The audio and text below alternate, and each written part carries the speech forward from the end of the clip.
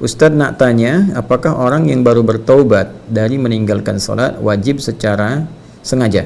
Ya, dari meninggalkan sholat wajib secara sengaja, yang dulu dilakukan harus mengqadha sholat yang dulu ditinggalkan. Makasih Ustadz. Waalaikumsalam warahmatullahi wabarakatuh. Waalaikumsalam.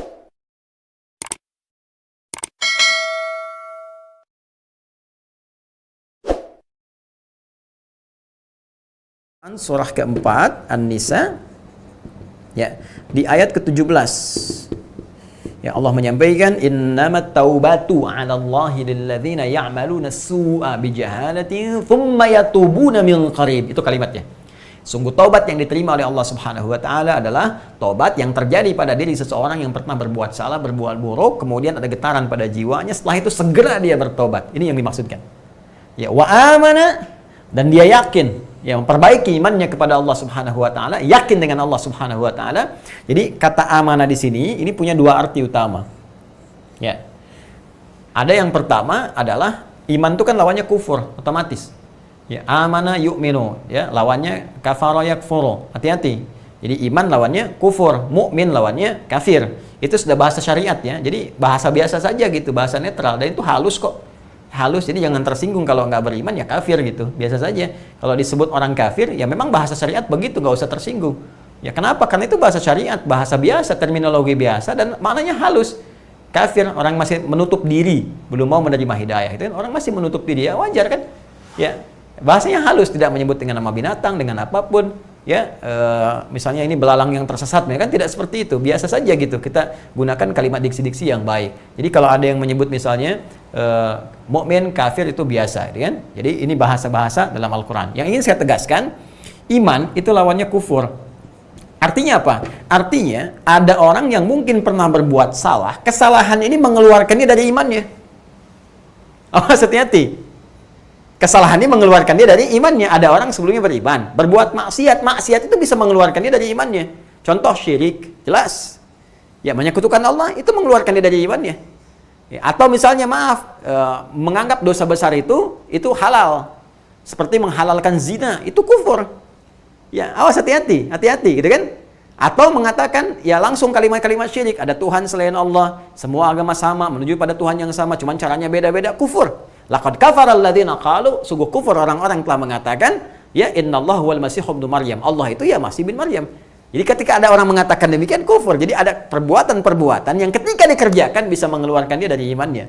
Tapi itu pun tidak menghalangi dia untuk mendapat peluang taubat kembali kepada Allah Subhanahu wa taala. Jadi ada perbuatan-perbuatan yang ketika dikerjakan itu sengaja, ya, misalnya melakukan perbuatan maksiat yang sifatnya bisa mengeluarkan dari iman, seperti syirik misalnya tadi, menganggap mohon maaf dosa-dosa besar itu suatu yang halal, seperti yang menghalalkan zina dan sebagainya, atau sengaja meninggalkan perbuatan-perbuatan wajib dengan niat mengabaikannya. Ya, sengaja aja dan tidak menganggap itu sebagai hal yang baik, ya, dinilai rendah, kecil, seperti meninggalkan sholat dengan sengaja dan tidak menganggap tidak ada nilainya di balik itu kufur juga. Ada sementara para ulama salaf yang menganggap demikian, kan? Maka dari itu ketika dia bertobat, maka tobatnya ini sekaligus mengembalikan imannya lagi kepada jalan yang benar.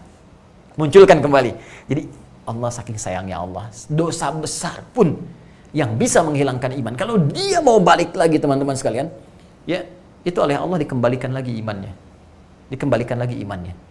Ya, ini bagian yang pertama. Yang kedua, boleh jadi maksiat-maksiat yang tidak terkait dengan hal yang bisa mengeluarkan iman, tapi melemahkan iman. Berbohong melemahkan iman, korupsi melemahkan iman, mencuri melemahkan iman. Dan tentunya tingkatan-tingkatan ini bisa menjadi lebih besar sesuai dengan kadarnya. Ya, sesuai dengan kadarnya. Maaf, ya, bikin hoax itu dosa. Ya, dan sebagainya. Berbohong, fitnah, dan bahkan ada nanti fitnah-fitnah tertentu atau perbuatan tertentu yang mungkin levelnya akan naik ke dosa-dosa yang lebih besar. Yang ini tidak mengeluarkan iman, tapi dia melemahkan iman, berbohong.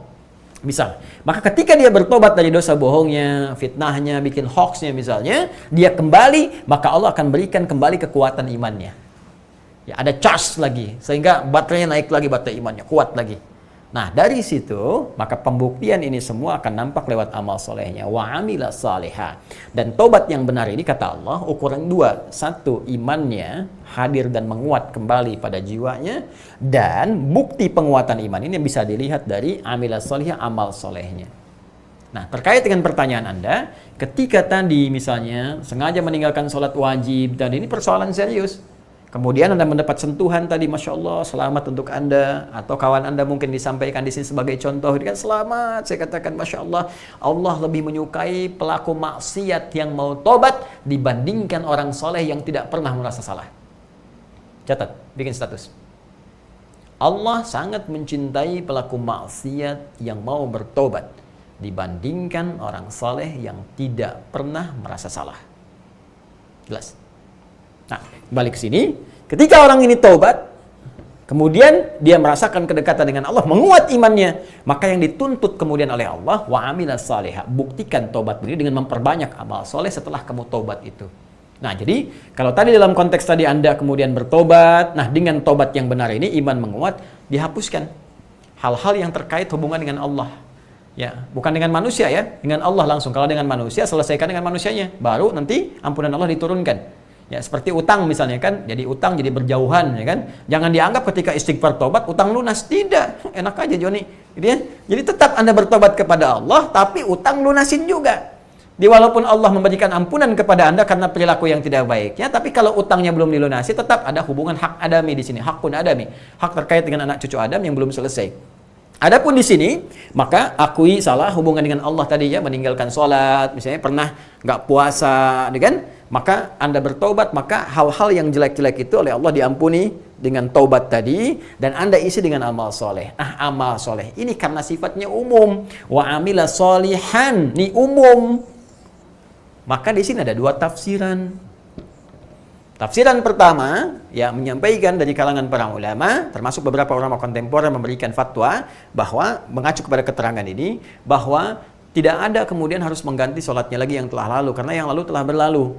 Ya, karena di sini sifatnya ini umum itu nakirah artinya banyak, artinya kumpulin aja setelah itu amal-amal kebaikan yang banyak. Ya, contohnya apa? Dalam sholat fardu yang ada sunnahnya, tambah dengan sunnahnya. Mulai sekarang rajin tahajud, rajin sholat duha, gitu kan? Kemudian tambah amalan-amalan harta, misalnya mali, rajin infak, rajin sedekah, buktikan kesungguhan. Nah, ini amalan-amalan ini pembuktian taubatnya kita yang bisa melengkapi amalan-amalan kurang di masa yang lalu. Ini tafsiran pertama, karena sifatnya umum. Allah menyebutkan amal soleh. Dia yang penting perbanyak amal soleh, dengan taubat kita tertutup yang telah lalu, tapi tunjukkan taubat kita benar. Apa diantaranya? Pembuktian dengan meningkatkan amalan. Jadi kalau tadi meninggalkan yang fardu, sekarang fardu jangan ditinggalkan lagi. Kalau perlu kita sudah tahu waktunya, sebelum subuh sudah tahu kapan sholat subuhnya, bahkan kita kerjakan tahajud sebelum datang subuh, gitu kan? Kemudian setelah itu kita kerjakan sholat sunnah, qabliyah subuhnya, bahkan duha kita kejar semaksimal sampai kita wafat, bahkan wafat dalam keadaan sujud, Masya Allah. Ya? Ada yang kedua, karena ini kan sifatnya masih umum. Ya, dan soleh pun tercakup di sini sholat itu amal soleh. Artinya ada juga yang menafsirkan kalau dia mau mengerjakan mengganti sholatnya yang telah lalu, bisa dia kerjakan. Ini menunjukkan kesungguhan dia untuk menunjukkan benar taubatnya.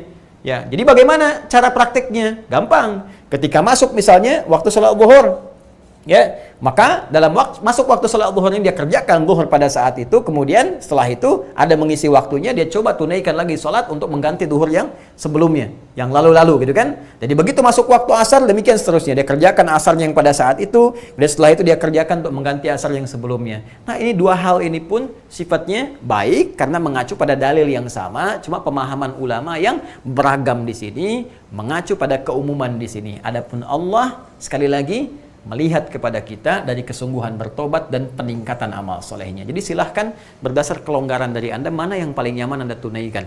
Itu saja sebetulnya. Ya, kalau Anda melihat misalnya, wah sudah saya ingin mengambil bagian yang pertama saja, saya kerjakan sesuai dengan porsinya, saya tambah sholat sunnahnya, tahajudnya, infaknya dan sebagainya, Alhamdulillah.